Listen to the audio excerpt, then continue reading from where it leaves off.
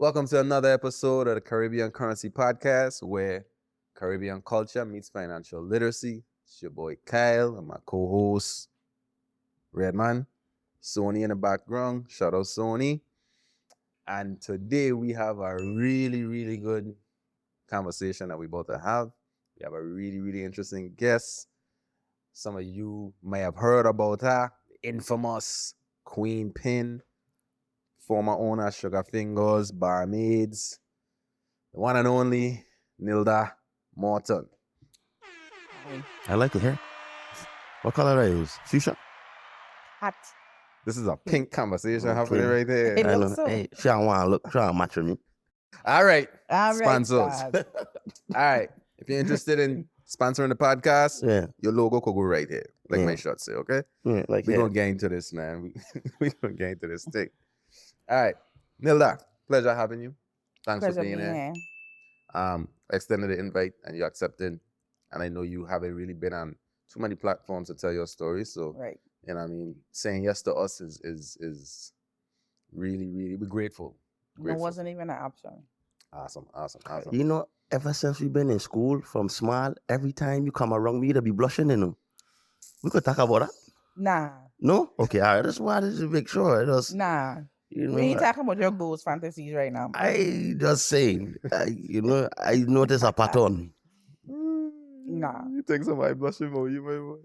She's a hater. All these people in the room, and it's you that blushing about. Me? Okay. What do you mean? I just I stop. always love your enthusiasm. And shit. But that's what's up. Neely, what's up, man? Everything blessed. How you man. been? Everything been blessed. How's your transition? It's a up and a down. Okay. Well, before Mental down, physical up. Okay.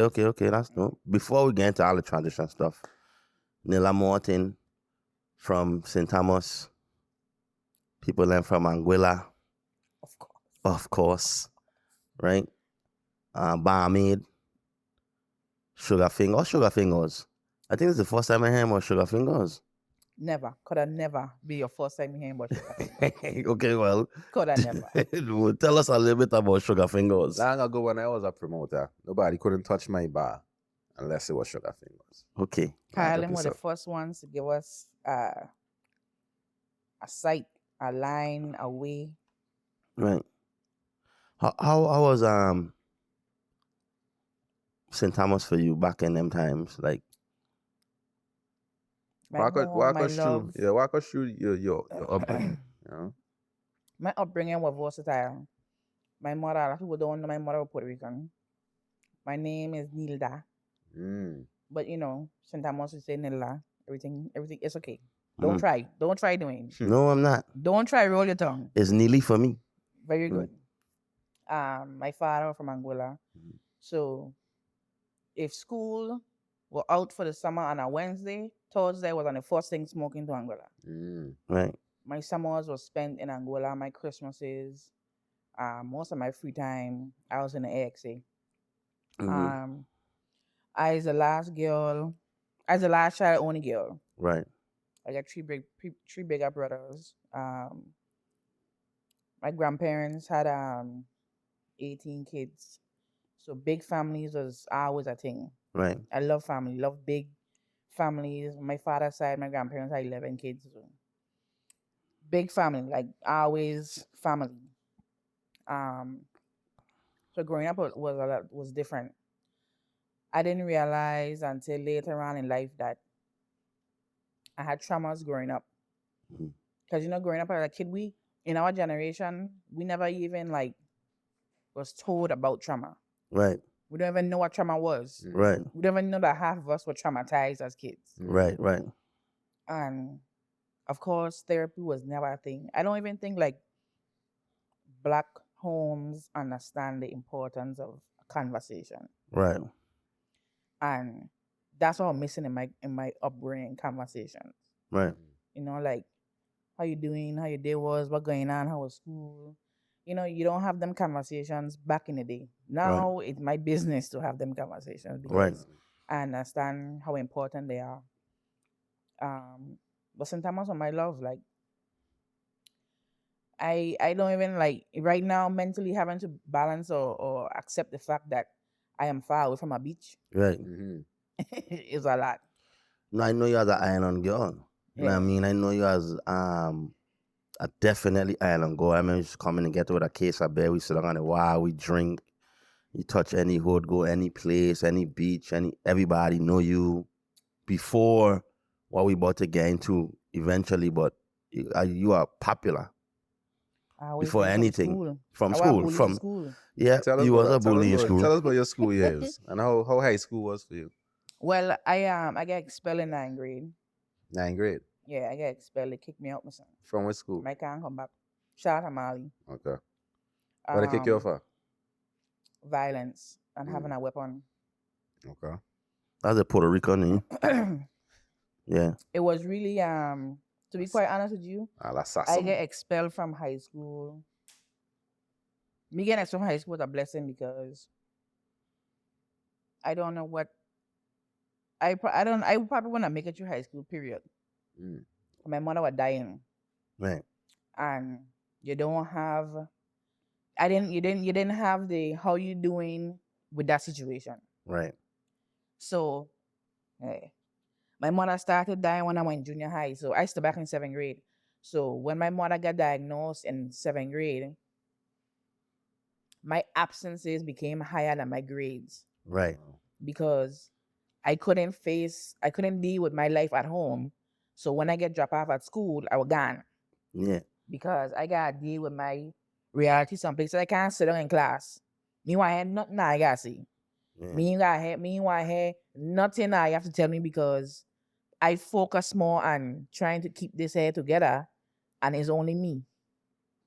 I had a platform to say, well, this is a lot to deal with. I was 13.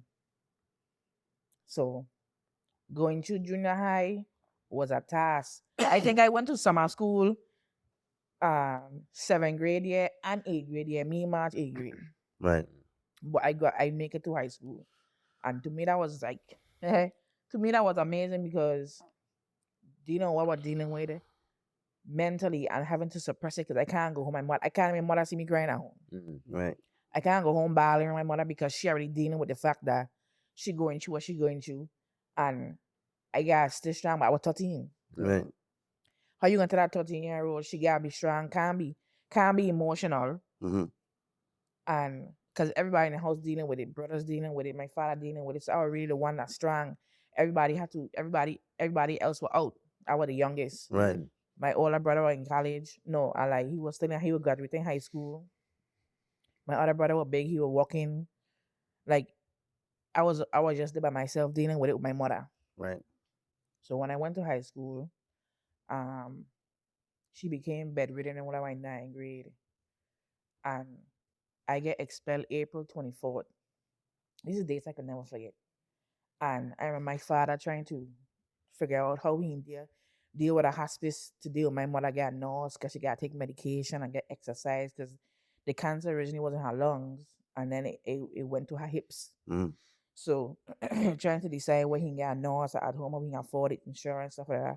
So when I get expelled, I became my mother at home nurse. Mm-hmm. I had to deal with her medication.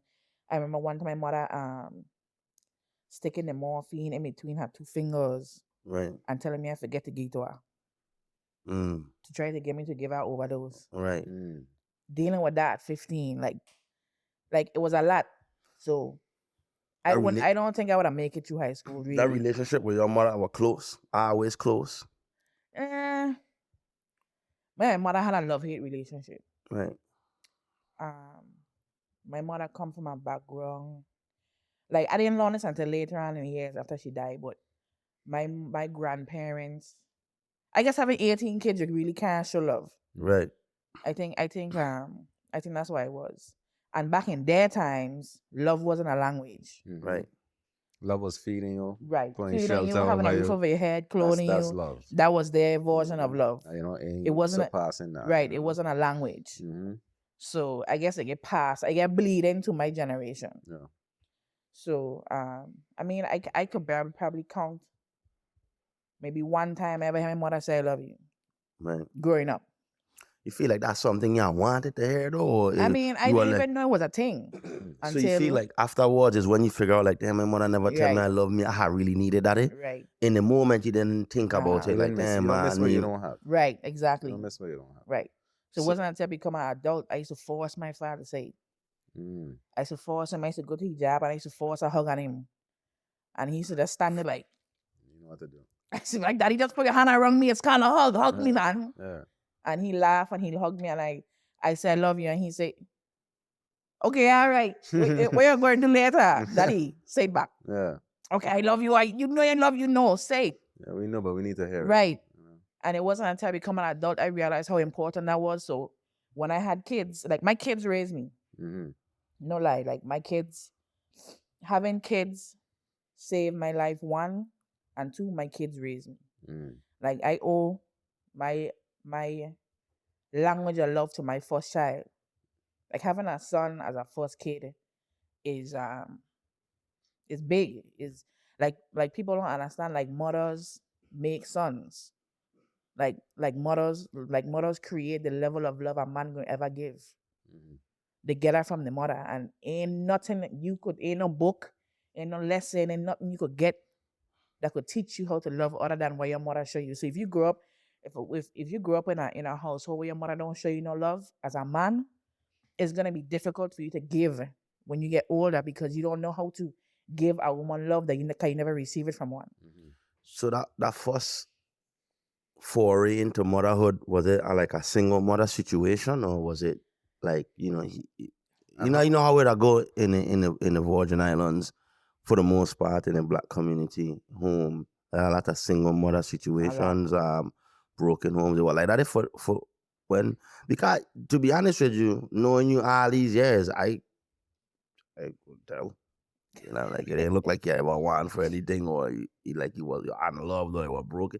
I mean, you carry it a certain way. Right. Where Right. if you ain't in your personal life, you won't really know what's going on with it. Like you never really wear your stuff on your sleeve like that. Every time you come outside, you vibrant, you moving around. You know what I mean? People know you as vibes. Now hearing it for me is like, okay, it maybe just had some underlying stuff that I probably didn't know about. So was it like a That's- single mother situation? I'm gonna answer that, but to touch on what you just said, that's the beauty of the resilience in a woman, Right. in a Caribbean woman.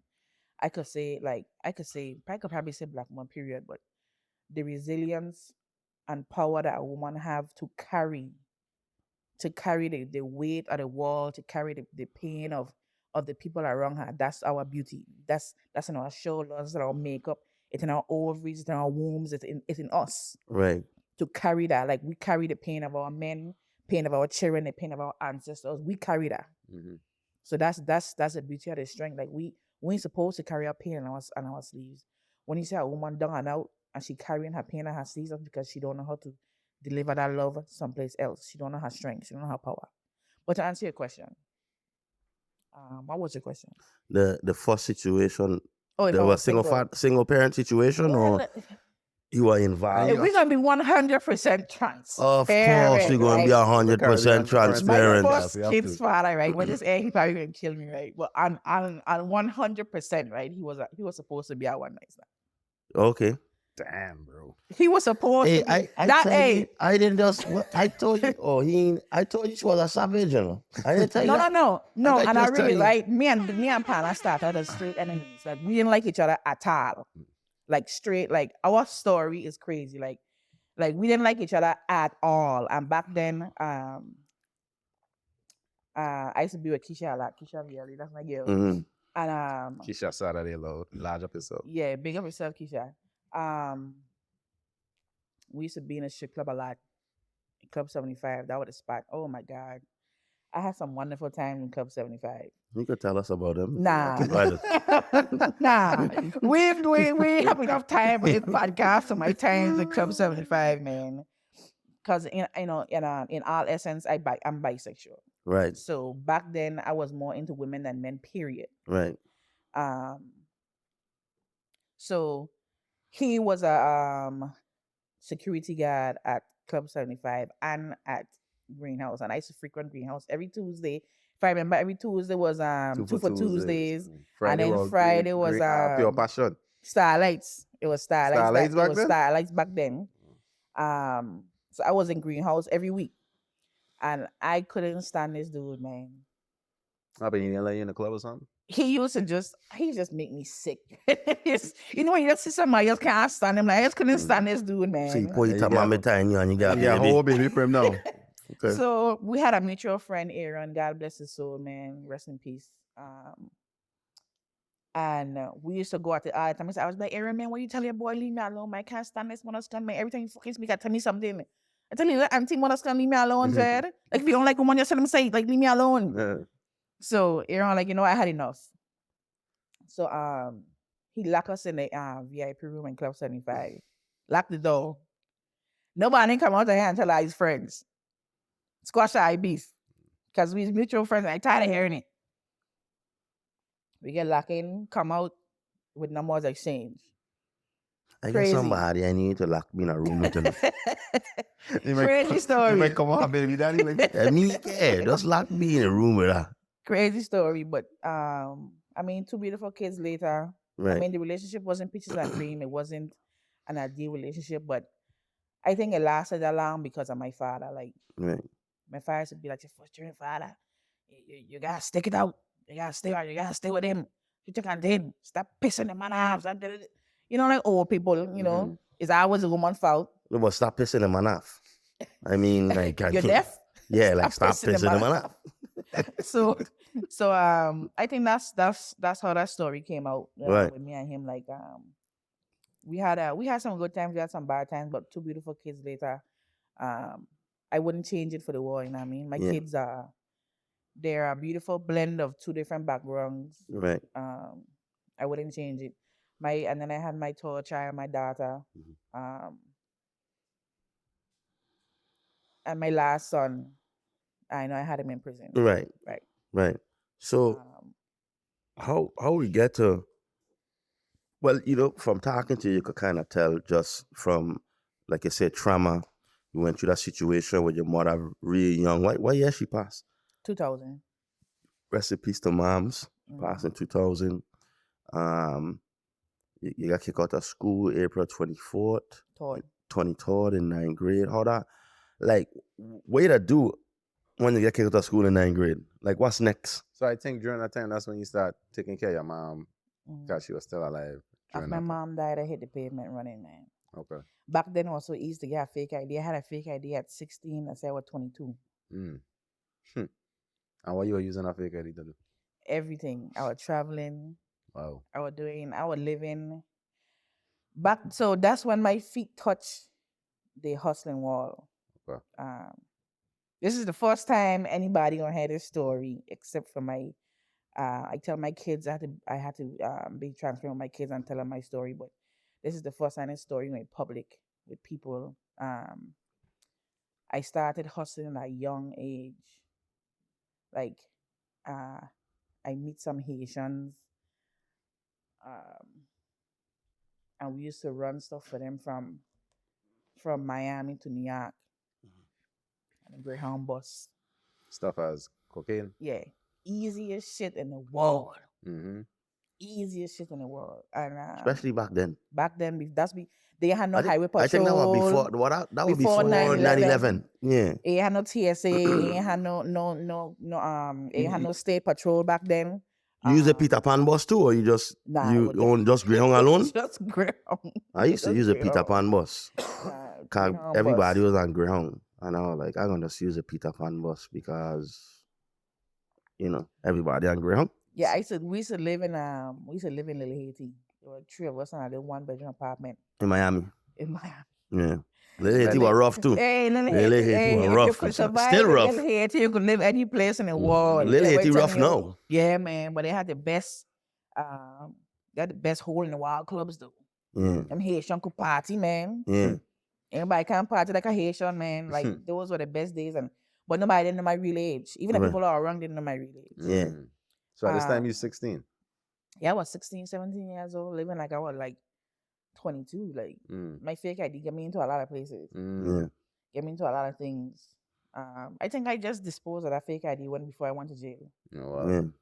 Yeah, Right. I had it a while. I get to Miski sometimes. Remember that place I I used to do remember. photos? I Yeah. remember. He didn't care. He asked for no social security card. He asked for no wallpaper. You need ID? I got you. Yeah. Sit How right much there. it cost? Sit right there. Sit right there. $15. Boom. $15. Get me into greenhouse. Mm-hmm. Get me Yeah. all over the place, man.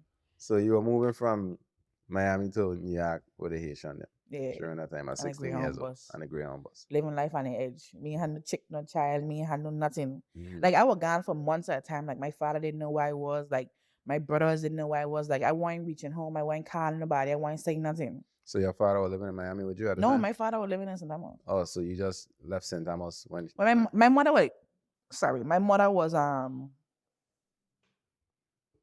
just really strong. Like my mother, my cooler. Mm-hmm.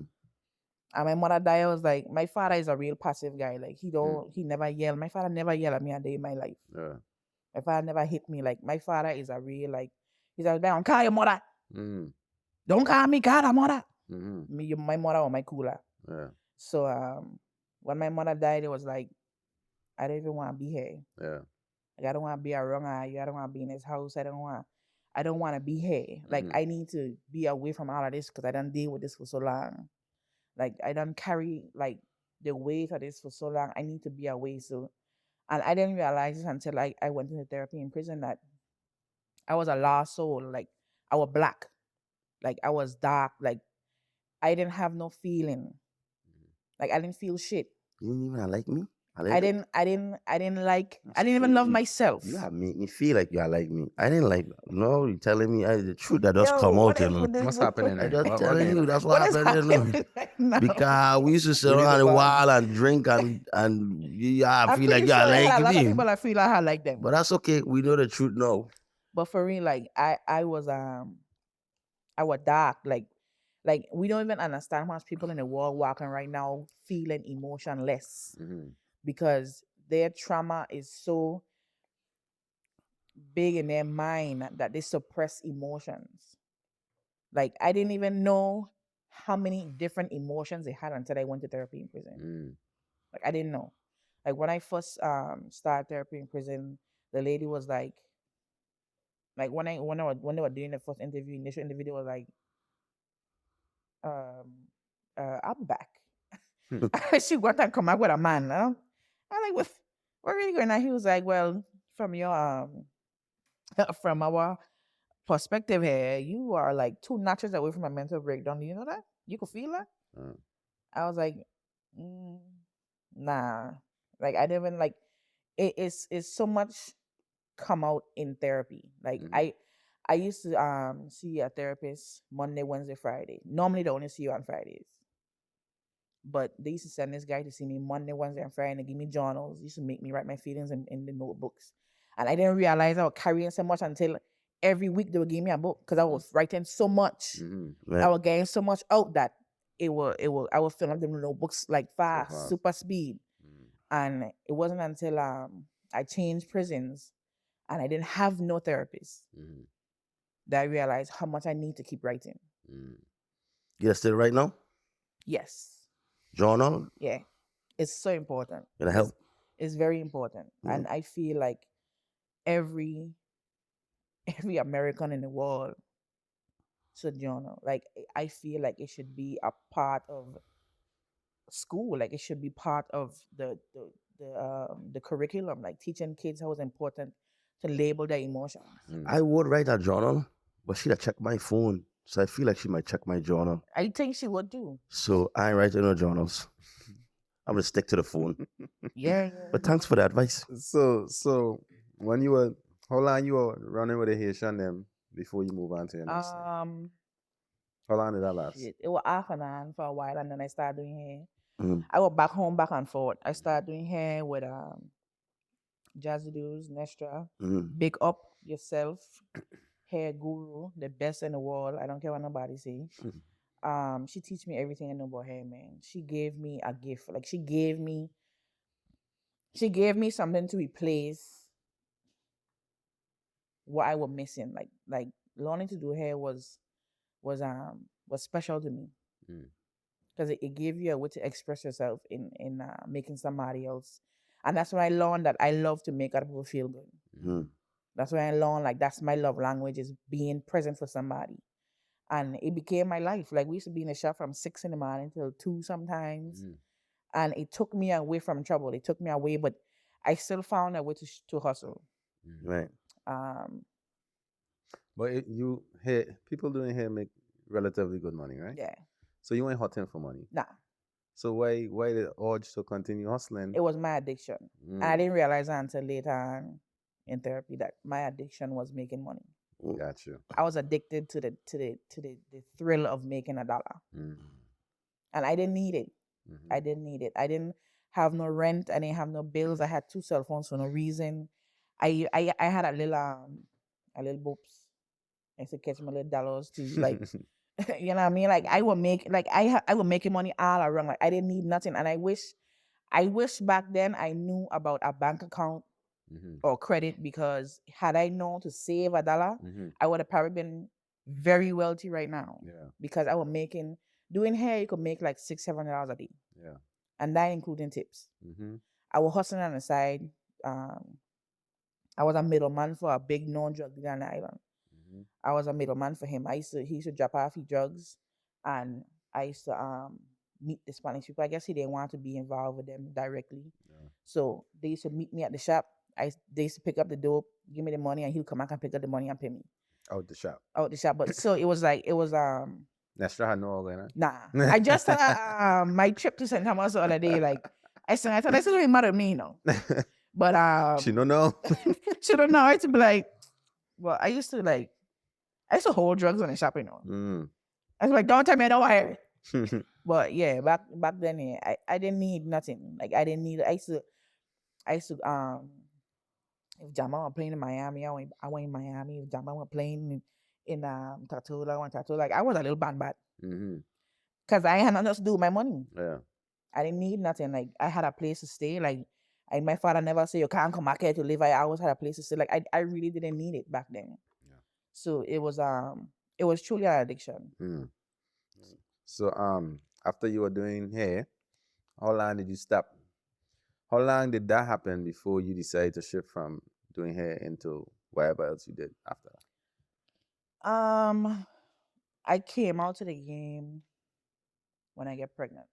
Okay. To be quite honest, um, I wanted, like I said, my son shifted my whole trajectory of my life. Like I wanted to be. At first, when I found out I was pregnant, um, I was torn. Mm-hmm. I was sad. I was crying. I cried for like 4 days. That's your first boy, right? The first First shot, baby. yeah, because I initially was told I couldn't have kids Mm-hmm. because 2 years prior, no, a year prior to getting pregnant, I had one of my ovaries taken out because I had a cyst and a rupture that I was bleeding out. I was bleeding to death. Um, and they had to go in and gut me like a fish Mm-hmm. and save my life. Mm-hmm. And the doctor was like, "Oh, in order for you to have kids, you're gonna have to regulate your period and put you on birth control." I said, "My boy, Really not. me want the birth control because Mhm. me want to children is flood out. Mm-hmm. You telling me I can't have no kids? Come in me, flood out. Like you do not worry about it." And that's how I think I flowed too much because when I found out pregnant, it was so funny because he tell me he really want to put me on the patches because he really wants to see if my period gonna actually regulate. Mm-hmm. So I said, whatever. All right, I'll do it. Just to entertain you because I don't care. Yeah. And I did a pregnancy test. I even pick up the pregnancy test. His secretary called. He was like, Miss Morton, you gonna bring the test? So I said, I bring it? Okay. I went, pick it up, drop it off, leave. She came back like 20 minutes. Hey, so doctor, me want to know when we're gonna schedule you for your first appointment. For what? I said, my first appointment for what? She said, your first prenatal care appointment. Prenatal care, what I mean? Mm. She said, well, you're pregnant. You didn't read the Listen. test? No. I didn't even open the envelope. For what? You tell me I can't have kids? Wow. Man, I was hurt. Mm. I cry, I bawl, I kick, I scream. Mm. I said, man, but you know what? All right. I never run for nothing in my life, so hey, let me do this thing. And and that's Fast forward, you got your son from yeah. that. Your son was My a blessing. son changed. Like, to be quite honest with you, like, even when my son was born, I was still like when he come out, I was like, Yeah. get him off of me. Like, why he look like that? Like, and my cousin had to be like, like, this is the son. I was like, man, I just spent 14 hours in labor, get this fucking child off of me. I want to go sleep. Yeah. So my father come, I hear you screaming down the house. I said, Daddy, you outside the whole time? He said, man, I wouldn't miss this for the world. Like, my father always show up for me. Like, he always been there. Like that's my dude, man. Yeah. So your son made you slow down from all the hustling. Yeah. And when he was 3 months, I was pregnant again. You get pregnant at jeez. Little fast ass. From You like the fuck? Wait for 6 weeks, my son. And then right next to me, I got wake up next to it. I got father sleep next to it. Wait 6 weeks and right there. No man. That's your so now you know that you could get breed. But yet you just shooting up the club anyway. Right. You like to right, walk yeah. up? Like to walk up. I think sleep and yeah. Okay. Up the road. Gone again. Yeah. All right, so boom, you breed again, you're pregnant again. So now your hand them full, so you can't be in the streets as much as you can't want to be. do, right? So when did it happen for you where you were like, okay, there's some stability here with me being a mom or whatever the case may be. Let me double back, turn back around and dip in this here again. I went back in again. Like I said, I was in and out. So I went back in again after I had my third child. I want to say she was about 7 years old. 7, 6. She was 6 years old. And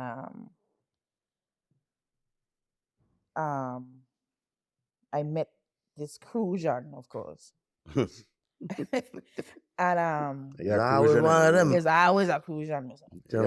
And put me put me in a position to where I could have made a lot of money. That it was really unexpected. It was a really unexpected connect.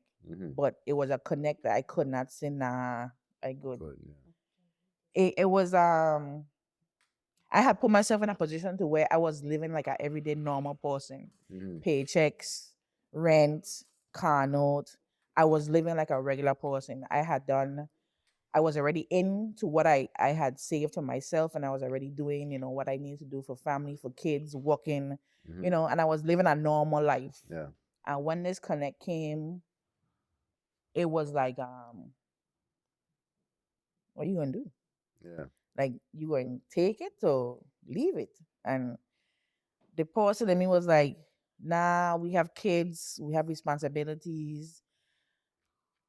But the host in me was like, yeah, we could still dance around it, We're going to still make this move. And I made the move. And from there, it went from deep to deeper to deepest to far down in the rabbit hole. How that first conversation when that opportunity arise, and what was the opportunity? Was the opportunity to create your own department of a hustle? Was it just to have your own, or was it to smuggle? It was I was importing 60 pounds of eggs through Texas. Importing it into the VA? Yeah. From Texas. Okay. Yeah. So you feel like that was lucrative at the time? Man, Bringing the regs in? You could make coke money off of weed. Of course, we know we're gonna make a lot of money Yeah, off of bro. weed home. And for But our just all the, non-smokers, regs is regular grade weed. Yeah. You could make heroin money off of weed if you do it the right way. Yeah. And the opportunity was lucrative. And I could have stopped there. Like, I honestly could have stopped right there. I'd have been good. Like, I could have stopped right there. I didn't need nothing. Like I didn't need to go any further Mm-hmm. because I will go the right day. Mm. Because if I mean we don't have to do the math, but importing 20 pounds 3 times a week, 60 pounds a week, and you're only paying 700 for one, Mm. and you're flipping it for like between $18 to $2,000 a piece, a pound.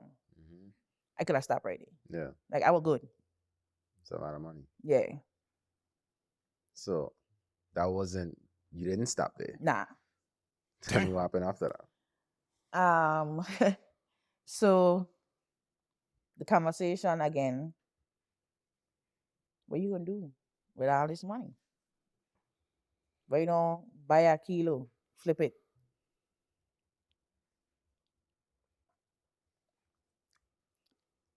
You know, that's a good idea. It wasn't the mom and me wasn't like, nah, It's a different type of heat. don't do that because you have kids. But as the type of person, I'm not going to do something if I don't investigate it first. Mm-hmm. So I start reading up on the laws, how much time you could get for a kilo of food. 3 years. We moving this thing. Mm-hmm. Come, we moving this thing, man. So it started from I was doing it by myself for a while, a long while by Mhm. myself. I was making small money. I was eating small and making good money by myself. I used to break it down, and what people don't know is I had dogs, Mm. a lot of dogs. So what I used to do is I used to break it down on my body and go through the metal detector with a dog, because when you're going through the airport, they ain't gonna put you through the machine if you have a kid or a dog. Mm. So keep my dog on my shoulder, and the whole time I covered in coat. Oh wow. And I used to go through, make my move, come back. I come back without my dog. Mm-hmm. But I used to have puppies, so I used to breed. So I always had puppies. Mm-hmm. So it was nothing to carry a puppy with me. But I used to do it myself. And I was eating small. It was slow, but I was eating. I was still doing my import. I was still handling my business. Mm-hmm. You know what I mean? And honestly, I don't know where it turned to where it escalated to the. I can't remember. Like, I don't know what the hell I get. Like, I don't know what make me. The demand became more Mm-hmm. because what I was moving was grade A. Mm-hmm. And you know, you can't get a good shit in America because they can cut. Mm-hmm. So I had that good shit. Mm-hmm. So the demand got bigger. The demand got bigger, and I changed hands. Um, as far as people didn't know me on the other end. Mm. So then you switch from who you're dealing with at first to a different set of folks with, and then you start moving more weight. Because the demand was higher. The amount higher. So then I guess that's a rabbit hole you're referencing. Oh yeah, Yeah. where it's like, no, you ain't too deep. Yeah. You know what I mean? Ain't no turning back now at this Yeah. point, right? At this point, I had done make a name for myself in that world. Mm-hmm. And to be quite honest with you, I would never recommend a female to be that deep into anything of the sorts. People that glorify that world in rap music and movies, you know, like BMF and Power. They glorify that world. They glorify the game as it being something that you want to do, and it really isn't. Being having that much money and that much power turns you into something unrecognizable to yourself. Mm-hmm. If you're in tune with yourself, it turns you into something that's unrecognizable. Mm-hmm.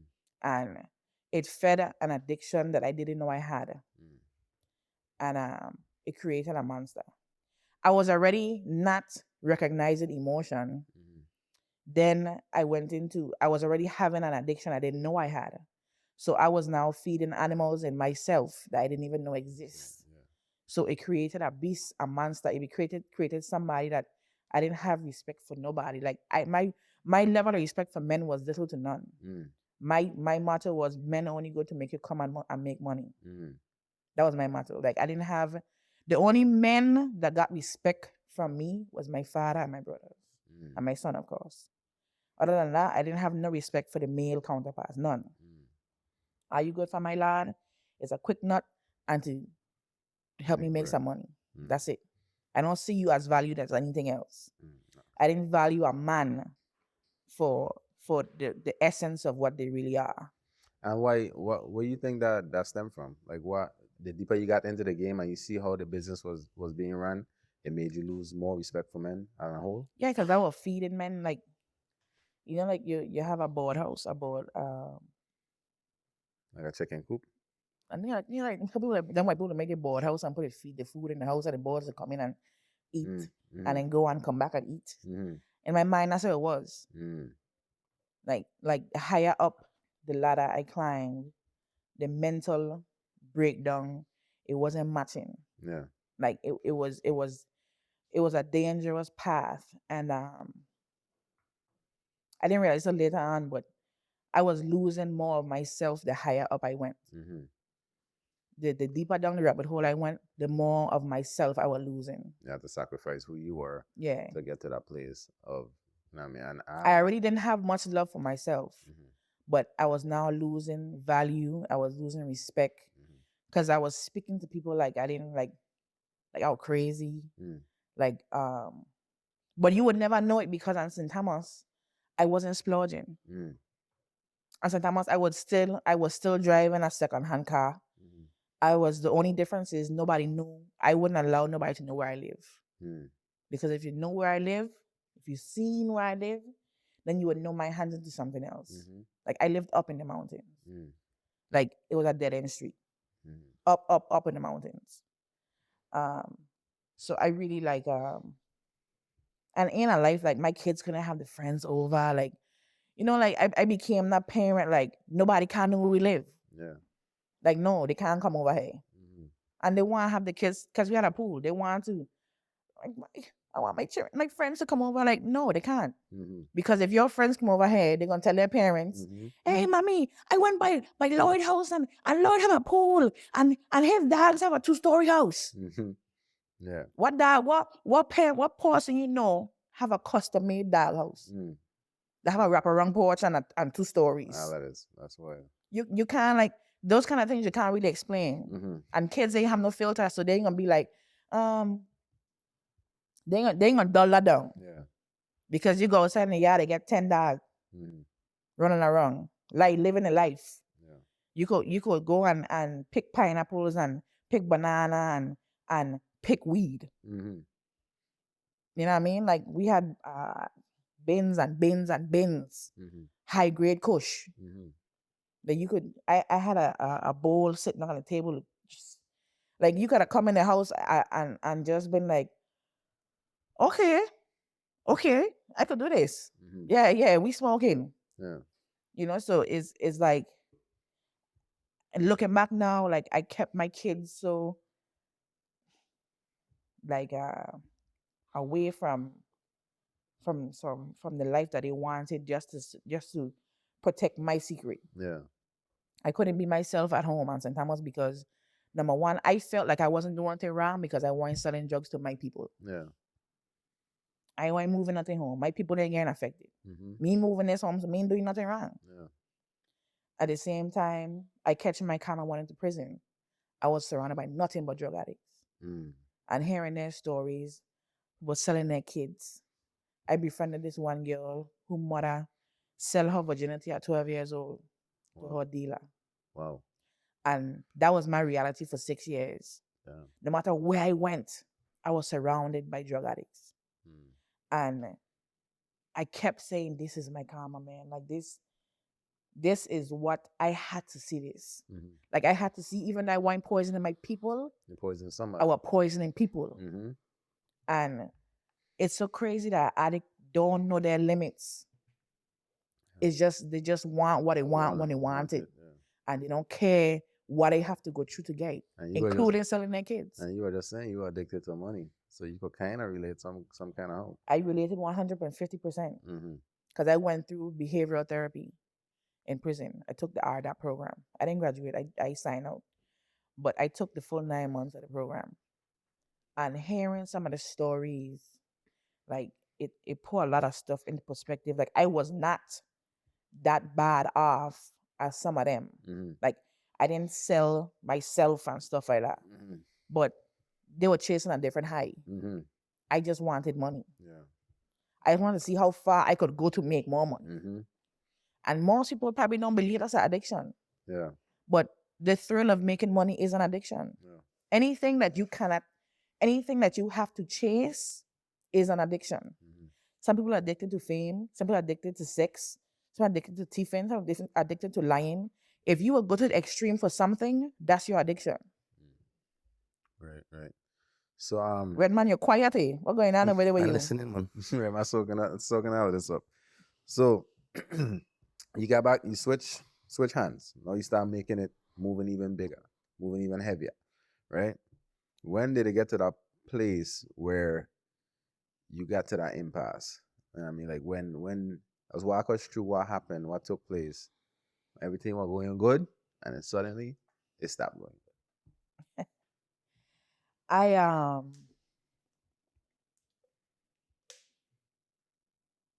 so I helped somebody out, and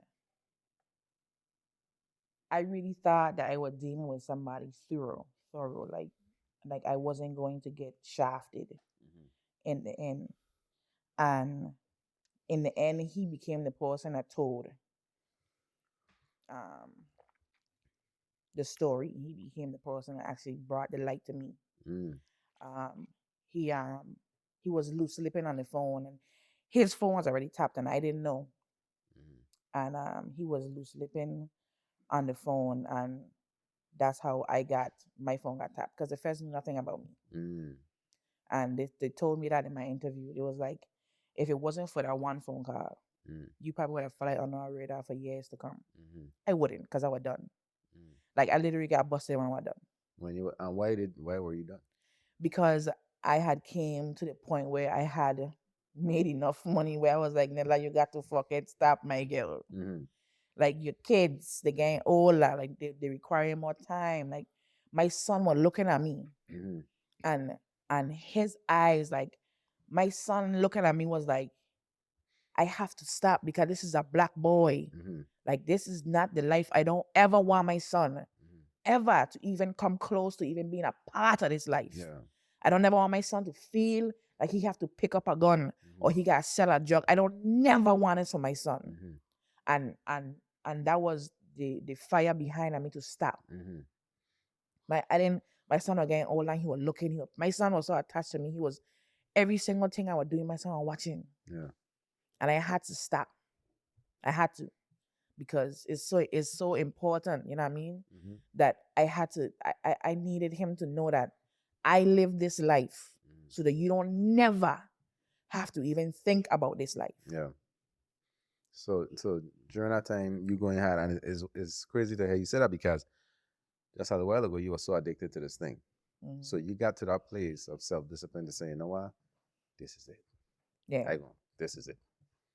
And then when you said this is it, that's when you get caught up. But did you have that conversation? Have you had that conversation with your son?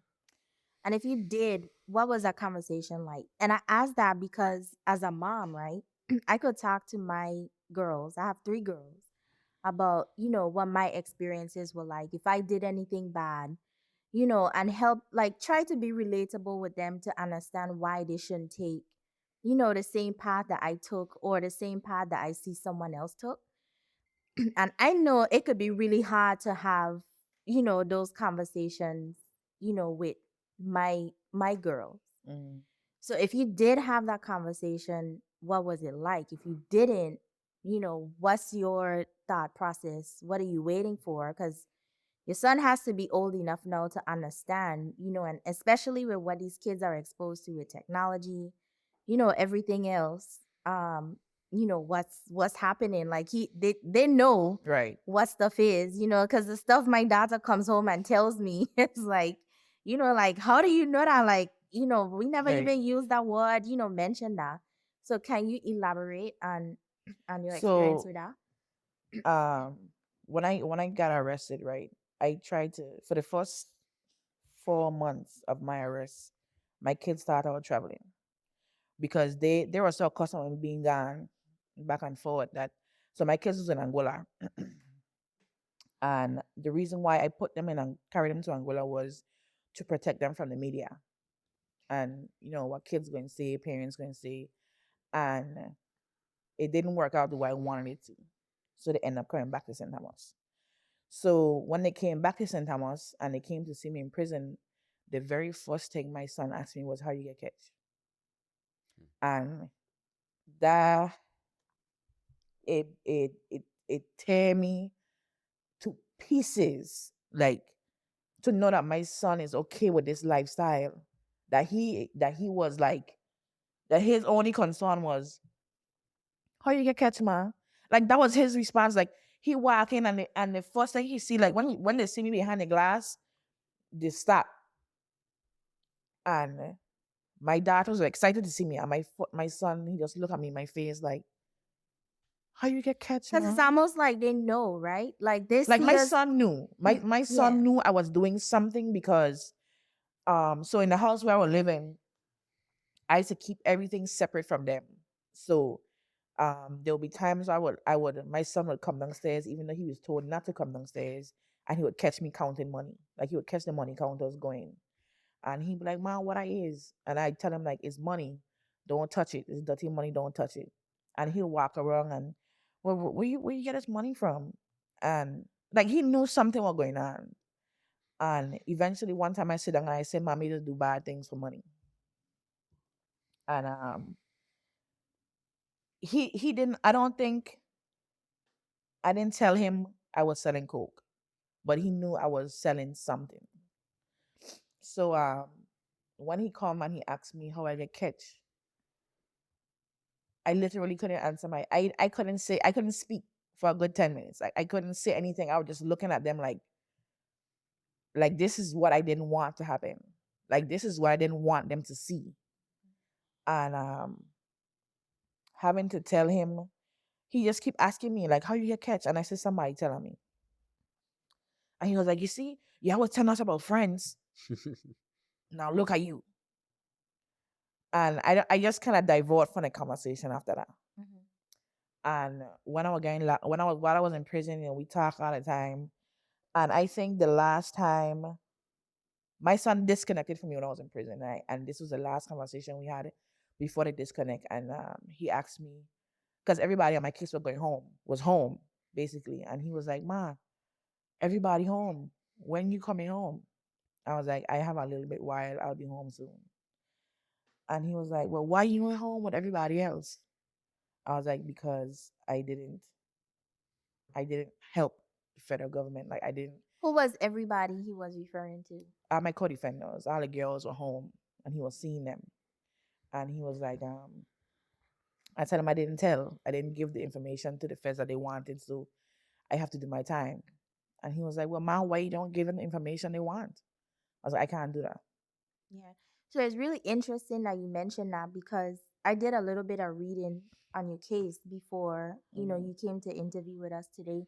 And one of the things I seen, I hadn't even known you were in this situation until, Kyle was like, "Hey, we gonna, interview Nilda." And I was like, "Nilda," and he'll tell you, I was like, "Nilda who?" You Mm. know? And I was like, this is really interesting. Like, let me read into it. So I had some time, to read into your case. And I did see where, with the feds, you made a guilty plea, Mhm. agreeing to, give information. Hmm. And then later, when they came to you and they said, "Okay, we need the information now, it's on paper," you was like, "No, I changed my mind. I want to plead the fifth." And I don't know all the details of, what happened, but you and your attorney, from what I read, Mhm. and the judge was like, "Okay, that's how you want to play. We giving you, more time on your sentence." Well, that's how it looked, but that's not how it played out. So when I signed my plea, honestly, I didn't read it. Um, all they told me was, if you don't sign this plea, we're turning you over to New York, Virginia, Miami. I mean, Florida and Ohio. You ain't have to. You gotta stop at Virginia, Hmm. ma'am. You have a pen? And that literally was my response. And my attorney was, wait, let me read it. And I was like, I signing it. You could read it, but I'm signing this. And he was like, fine. I had a shitty attorney in all respects. Like my attorney, one, he was from Puerto Rico, so he was never there. So when I signed my plea, I just signed my plea. I just asked where am I initial, and she said initial here, sign there, sign here, and I signed my plea.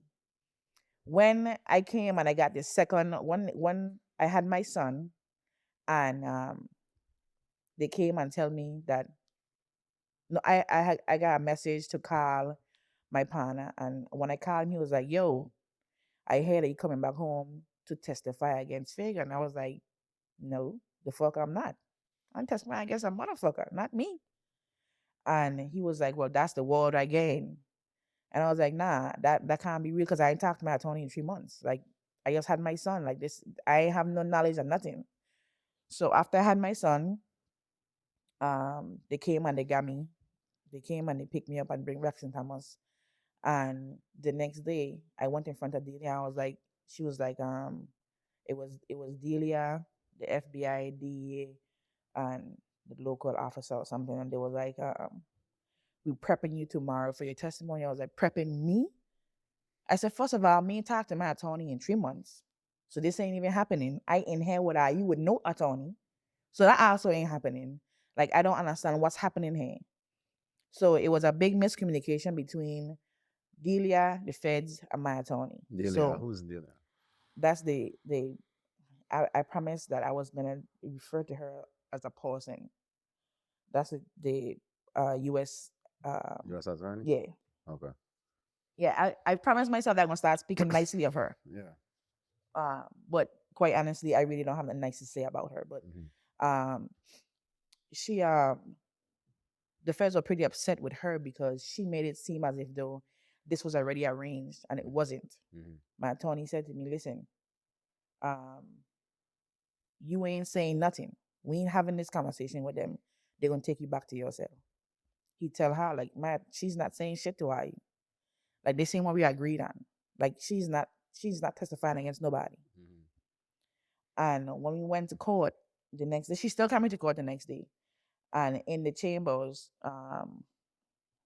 in the courtroom, when they first bring me on, when they ask me my name, the first thing I say is I plead the fifth. So that was an incorrect invocation of the fifth. So I didn't know nothing. I don't know anything about pleading the fifth. But that's what my attorney told me to say the day before. So they called a recess or whatever, they cleared the room, and he called my attorney on the phone. And he was like, my attorney said, "I told Delia yesterday that my client is not testifying against anybody." So the judge took it upon himself and walked out in the corridor and find the first attorney he could find. "Yo, big man, come here. I guess from somebody representing side. Don't know if this man is a criminal attorney, a property attorney, a tax attorney. Don't know don't know nothing about this man." And that's what happened. That happened to be the case. He wasn't even a criminal attorney. So when he come in, he was like, you're gonna say your name, and then everything after that is I plead the fifth. Everything after that was I plead the fifth. Because you're not going to make me testify against somebody that I'm not going to testify against. Why the fuck you need me here in the first place if you have wiretaps of the conversation? You don't need me here. Yeah. You're trying to be extra, one, and you want me to implicate myself into a situation to now implicate myself into money laundering charges. I see. So now you're trying to add charges to I'm already in prison, miss, leave me alone. I already doing my time, leave me alone. Yeah. So I invoked, so how I broke the law from my understanding afterward was when I invoked the Fifth Amendment, the judge said, "I am ordering you to answer the question, and if you don't follow my order, you're going to be held in contempt of court." Right. Me hear nothing a man say is only after when I got arraigned, and my new attorney was like, "This is where you broke the law." I was like, "Oh." By saying a plead the fifth when they're asking him? No, when he said, "If you don't answer the question, I'm gonna hold you in contempt of court." When he said that sentence, and I still said, I plead the fifth. And that was my exact movement. Because fuck you and the crew that you came with. Yeah. your U.S. attorney, fuck all of you. Mm-hmm. Because you're gonna make me talk and say nothing that I don't want to say. Yeah. And the talk of my plea agreement wasn't even brought up in court. Mm. So I don't know how that sentence that I decided to cooperate and then change my mind, I don't know how that played a part in any kind of newspaper or anything, because my plea agreement wasn't even brought up in court. Mm. So that whole section in the newspaper, I don't know where it come from, but I don't understand it. And I quite frankly I don't care. Mm-hmm. Like spending my time in prison, I had to realize, like, it don't matter what you do. People's gonna always find something to say. Yeah. It don't matter what part you play, what you do, how you give, what you did. Somebody's gonna always have something to say. Facts. So it really, I had to stop focusing on my case to get my mental together. Mm-hmm. Because for the first year and a half, I was extremely, extremely, I was distraught Mm-hmm. for my first 2 years of my case. Gotcha. So when it happened, we are outside looking in, right? We reading the newspaper one day, the consortium, hey, bunch of police on the airport, such and such get arrested, such and such get arrested, such and such get arrested. So the story was, it had some folks that were working for the airline, and they would meet with whoever, get a cocaine, take it to the back. I guess use the government badge or the flight badge, go through TSA. Somebody would meet them in the airport. I mean, in the bathroom in the back. That's going on the plane. They would take the cocaine or the drugs or whatever, and then load the plane, right? And then customs come on the plane. I got an individual off the plane, right? Correct me if I'm wrong. That's how the whole thing went down. No? Care to talk about it? So my phone was tapped. Mm. The day of the move, they were listening to the conversation. Everything was, you know how stories are run where everything is wrong. Everything was wrong. So why did you continue? Everything was wrong that day. Mm. So it's like, and no matter how I said, yo, dump it, leave, Mm. I can't really force somebody to do anything. Yeah. Because if you, and this is where discernment is, if your body talks to you, like your body talks to you Mm-hmm. and tells you when shit is going wrong. Mm-hmm. And I wish she had listened to her body. Yeah. And me at the same point. Mm-hmm. And there was no drug that I didn't smell shit. Mm. My phone was tapped. Mm. And that's how they knew who and when and where. Mm. Gotcha. So all that shit was a facade to make it look like airport got their shit on lock. Yeah, yeah, yeah. It was fake, phony, and they were imposters. Mm-hmm. They were fake. Mm-hmm. So thumbs down for Cyril King. Mm-hmm. That was a fail. But Mhm. they made themselves look like they had drug dogs and they catch this and nah. They had no what was going on. Right. Everybody was waiting until it happened. And it didn't come out until we got the discovery that that's what was happening. I feel. Right. I feel. So everybody else that were involved, the co-defendants, they end up getting less time than you. Yeah, yeah. Because you, like the story you just say, they wanted you to testify and you said no. Yeah. There was one person that got more time than me, which was Lisha. She got a whole 10 because she went to trial. Okay. So she decided to try to fight the thing. Yeah. Okay. So going to prison, they found you guilty, they hand you your time. Now you start your prison journey, right? You to the place now where you end there with addicts, like you say. You were all over. You get moved around a bunch of times, I suppose. Right? And now you got released. Right? So you got out. You're able to get back to your kids now. What was that transition like as far as coming back home? Well, it's still a present transition. Is when I got home, it's like it was emotional. One mainly the whole transition coming home was emotional because in back of my mind, although I gave up my expectations in prison, in the back of my mind, I helped so much people when I was selling drugs. I helped so much people. Um, I would say 30% of the money I made went back out into people.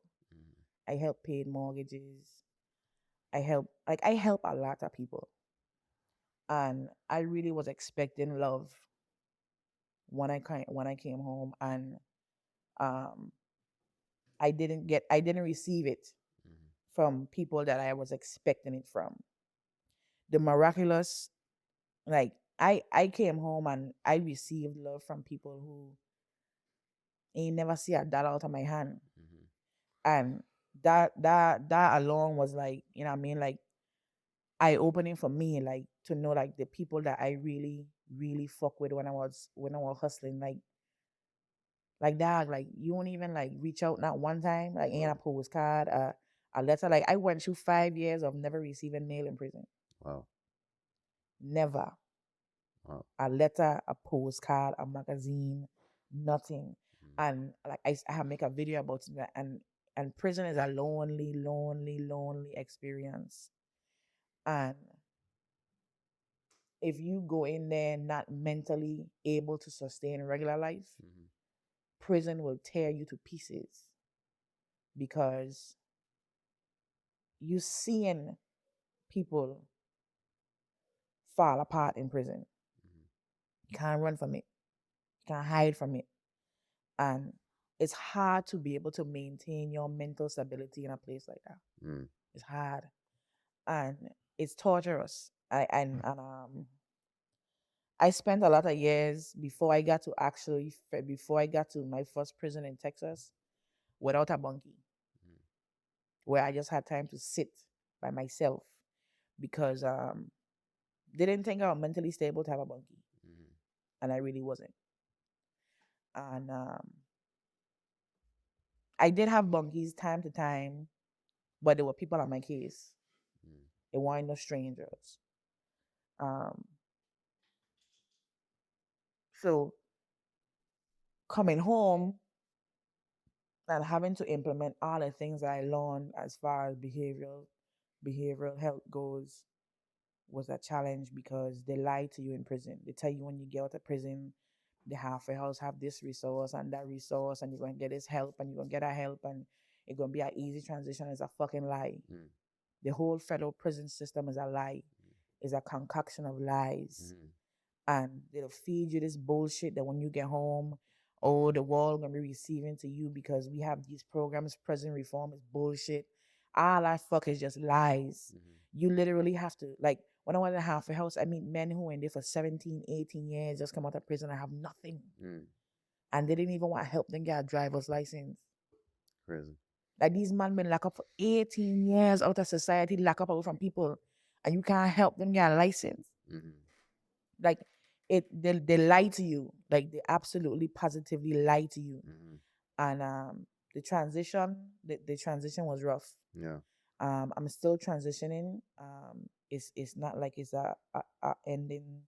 I'm a year in. March night made a year. Okay. Yeah, March night made a year, and I'm still transitioning. Yeah. But that's what's up. So here on the Caribbean Currency Podcast, we usually ask this question: what currency is the most valuable to you? So currency could be, we know currency has to be money, but currency could be love. Currency could be vibrations, energy, music, honesty, loyalty. So we always ask our guests, what is your most valuable form of currency? Memories. Memories. Reason being is they're the only things that we can hold on to and keep for ourselves. Why can't take it from you, alter it, put it how they want. They can't tell you how to keep it, how to hold it, how to use it. It's yours. Memories, they're important. They're very important. I like that. Beanie Man make a song about that. Yeah. Anyways, guys, this was a super, super impactful episode.